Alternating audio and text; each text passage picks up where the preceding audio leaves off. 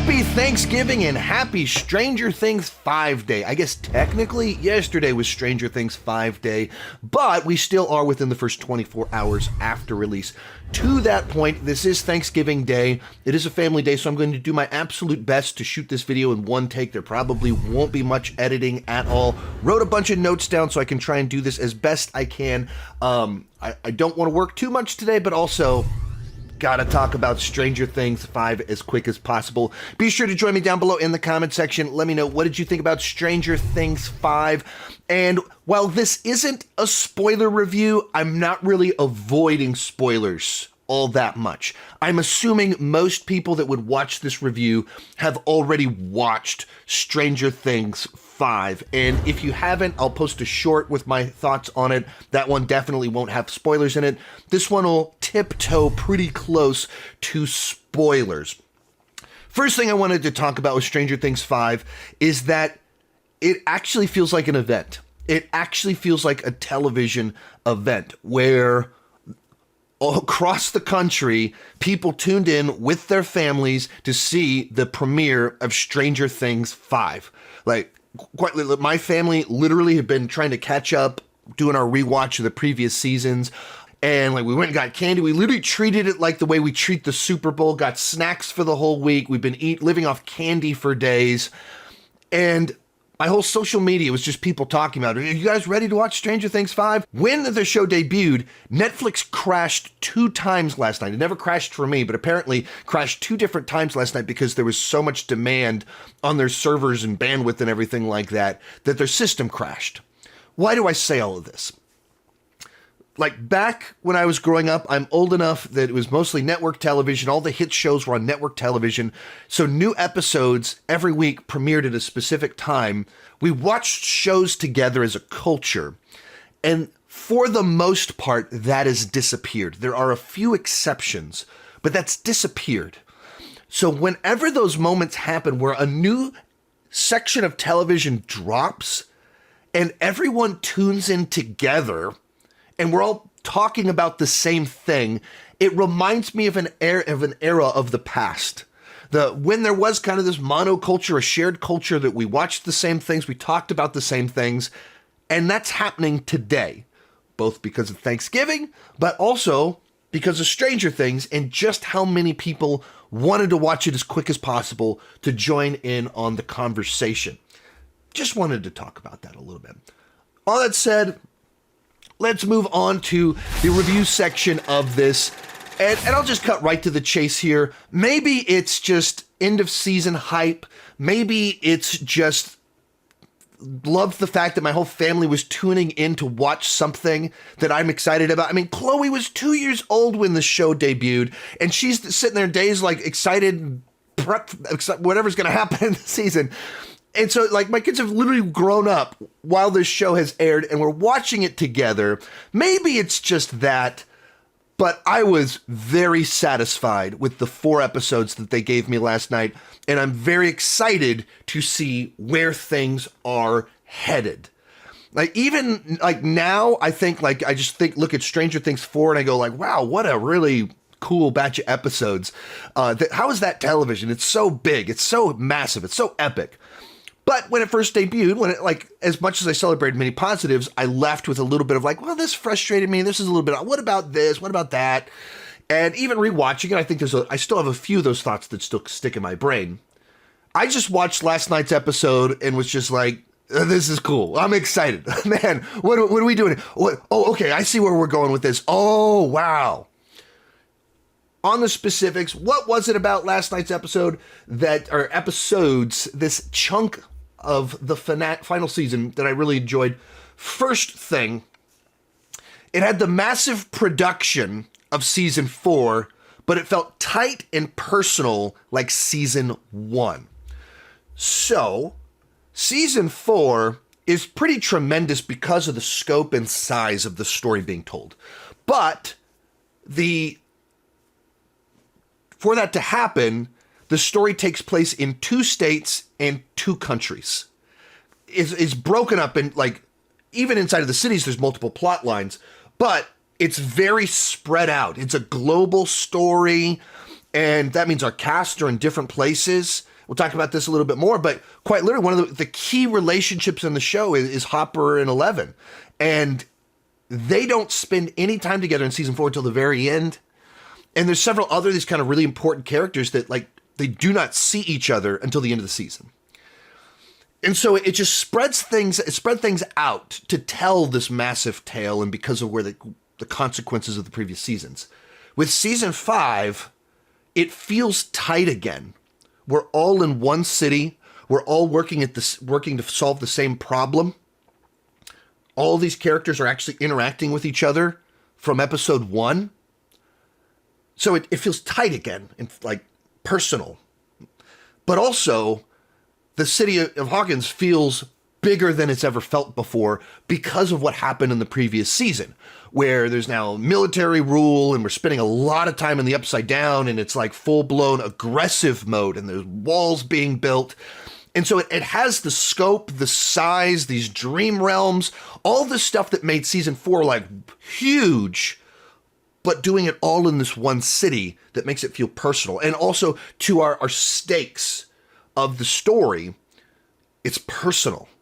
It's not just kind of nebulous evil is out there. It's a family member's gone missing. A family members have been attacked, which goes back to that season 1. One city, one mystery in one place. We're doing that again. Good. And I'm saying that as a positive.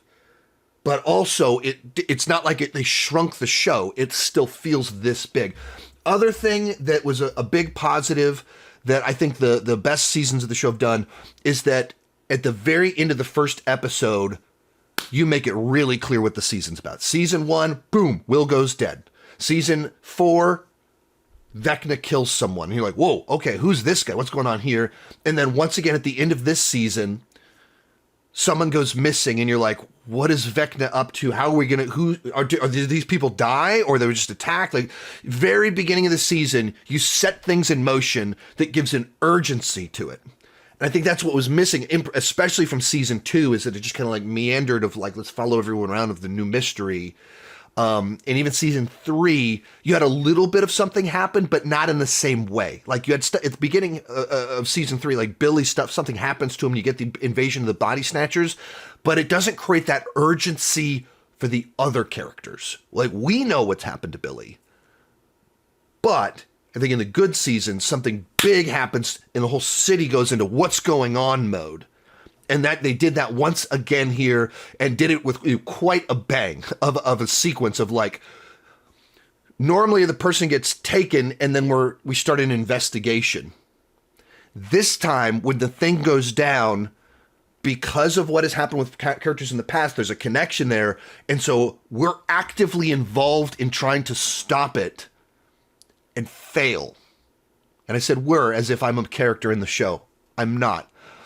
And so like things get set in motion in a way that is very involved for our characters, creating this, we're in the middle of this. And you want it, there's mystery created, there's intrigue, there's danger, there's a timeline, there's like all the right things happen at the very beginning of the season. We spend episode 1 playing catch up, like how's everyone responding to everything? What's everybody kind of up to? Dustin's personality is different in a way that makes sense. It feels like an actual evolution of Dustin, but in light of like, he's very angry because of what happened to season 4, and that his hero is blamed and taking cues from Eddie, but with his own rage added to it. He's in a different place. And so we're establishing kind of this. What is the city like after such catastrophic things happened? And then boom, Vecna's plan begins again. And we're like in the middle of our new story. Another thing that I liked about the way that it was kind of done is that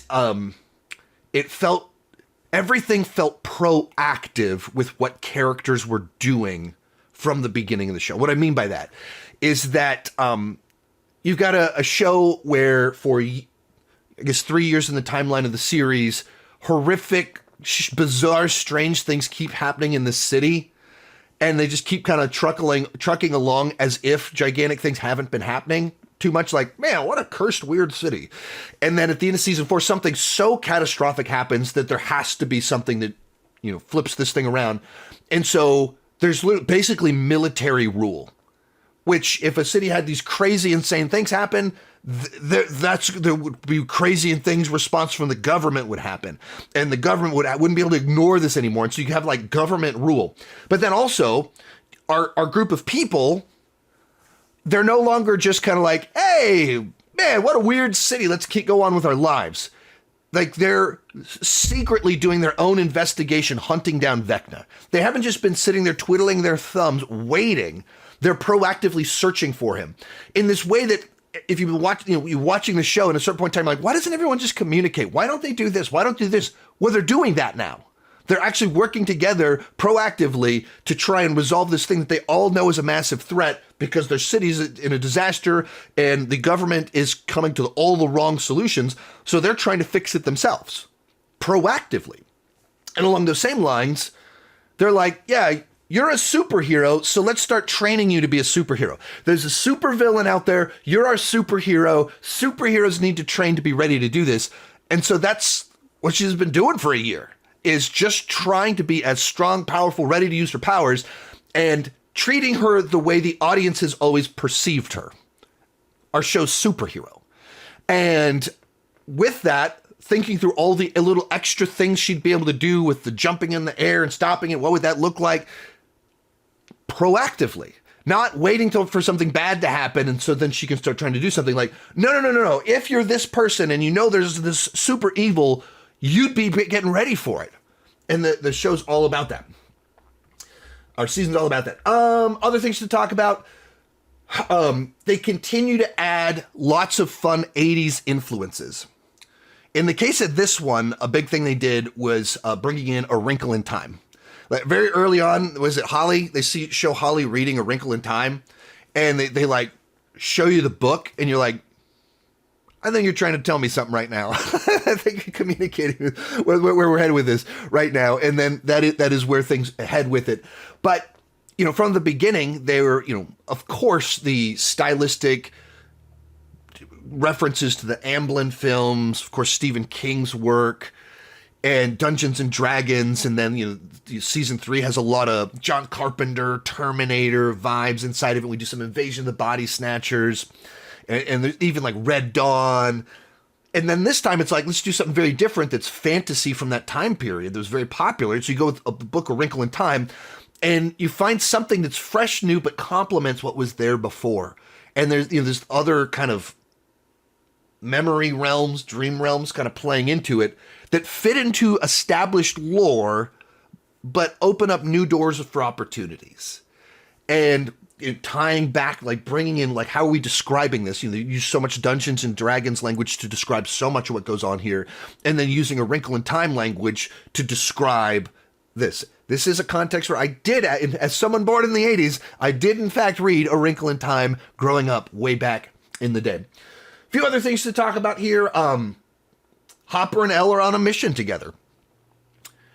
When you doing the rewatch over the last little bit, like, it's easy to forget that how kind of little time the two of them have actually had together. Because season 2, they're in their cabin and they argue, and then she kind of goes off and does her own thing by herself.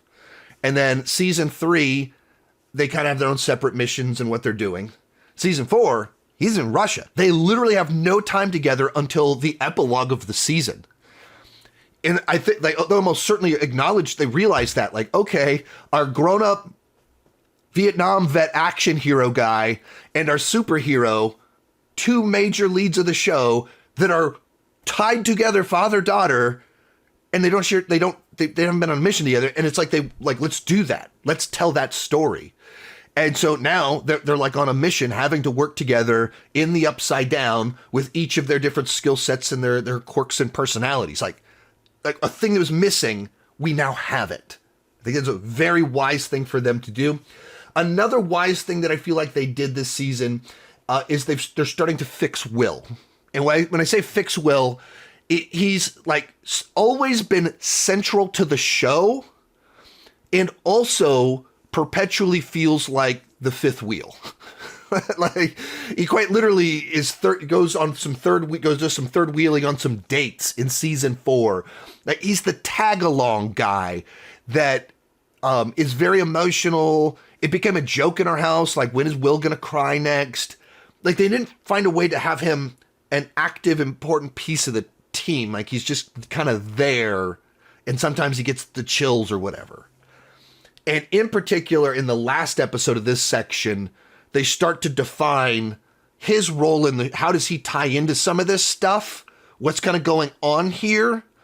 And also setting up through other things that happen where we're going. And you go, oh, okay. This is about to go down in the back half of this season. But they took a character that just always felt so reactive, so kind of emotional, felt tagging along, and they're starting to like work through his stuff of both being that person, but relating to people in that way, that I'm getting my identity from my other people, even through stuff Robin said to him, of like him starting to like, oh, I can be myself. I need to be me, which ties to the flaw of the character, of the way it's kind of been written in a lot of ways, but also gives him a path forward in the end reveals of what kind of happens. You're like, okay, finally, this guy's gonna really be proactively important to our story. And a final thing to talk about on here is that there's just, after the first couple of episodes, which were like nice setup, creating danger, like what is Vecna up to, man, with the kids, how we're adding lore into this. You move into the back 2 episodes, and there's just some really nice reveals. Just really satisfying reveals. The end of season 3, you're following a path, and you're like, who's going to be at the end of this? And like in the room, everyone was guessing, and they come up with an answer that is satisfying, and also it answers a question that was lingering in our minds, and then also was important for kind of expanding what we're doing with the lore and the concept of memories. And then likewise, episode 4 is a bunch of kind of payoff moments and twists, turns, reveals of we're starting to pull this stuff together with what we've been working on. And every little dangling thread from past seasons is an opportunity for a big reveal. And we're pulling all of it in. And we're working towards this final conclusion from all this stuff we've set up. And you thought that was a dangling thread from way back in the... No, we're pulling it back in, because that would be really important. Now, if that's real, it's important right now. Let's do this. So, other quick ones. As a massive Terminator fan, love seeing Linda Hamilton in here in a role that playing an intense character is right in her wheelhouse, but it's a very different version of that character. And it just, if you're going to do a show that's so 80s, getting one of the great final girls of the 80s, and then of course great action heroes of the 90s in there, great addition to the mix. I'm sure I'm missing a couple. There's so many more things I could talk about, but like I said, it is Thanksgiving morning, and I didn't want to spend too much time on video creation today. But even like the whole plot line about the kids and the one that they kidnap and have to partner with, the way that kind of plays out and how irritating the kid is, how much you kind of hate him, and you're like, whatever's going to happen, I don't really care what happens to him. And they kind of take that like irritating qualities of him, turn it almost into a positive for him with what they're able to do with it. And even the way that the show, I think season 4 did this really well, and then the finale of this part did it really well, of being able to both have our characters fail and have major successful breakthroughs at the same time, and have it feel right. Like the season 4 finale, there's gigantic ways in which our characters lost and failed, and other ways in which they were victorious and the plan came together. And that kind of happens here. It's more overtly their plan just fails. They do not succeed at their mission, but it ends on a note of breakthrough and hope for our characters to be victorious in the future, and do both of those at the same time. like I said, maybe I'm just a little bit hopped up because it's the holidays. My birthday's tomorrow, and all that fun stuff. But I was just very satisfied with these episodes. Maybe just like in the right mood watching with my kids. My cynicism, critic hat fell off or whatever. I got what I wanted out of those episodes. It was a good night of binging, setting up a nice little holiday weekend. Yeah, like I didn't have anything specific I really would like criticize. There's this general criticisms of, I think the way bullies are portrayed on the show is have always been a little bit like they're psychopaths and enabled by a community that I just don't think society has like been that level of psychopath of the way it handles some of those things. There's always been a certain amount of coincidence, and like in the case of this one, there's certain tunnels under the ground that just happen to go to the exact right place. Like you're like the coincidence. You couldn't actually do that with the way this works, with the detail that they have, and like way they're trying to map things and geography of things. It doesn't add up. It doesn't make any sense. You couldn't do what they're trying to do. But it's that sort of nitpicky stuff would be my negatives. The actual broader story, character work, mythological action, satisfying moments. All on point. Let me know your thoughts down below. Keep talking movies and TV too much. Bye-bye.